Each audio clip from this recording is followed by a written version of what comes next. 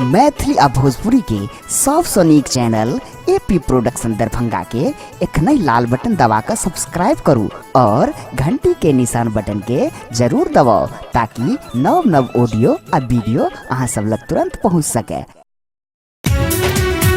एखन अपने सब सुन रहल छी एपी प्रोडक्शन के प्रस्तुति।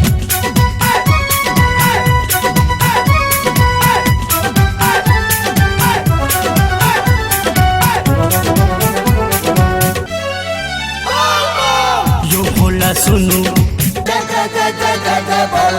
यो भोला सुनु कत अस्त व्यस्त छी, यो भोला सुनु कत अस्त व्यस्त छी, यो भोला सुनु कत अस्त व्यस्त छी।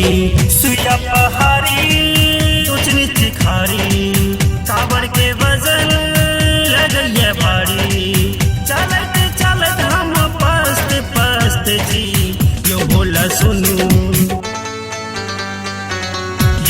सुनु कत अस्त व्यस्त छी, यो भोला सुनु कत अस्त व्यस्त छी, यो भोला सुनु कत अस्त व्यस्त छी।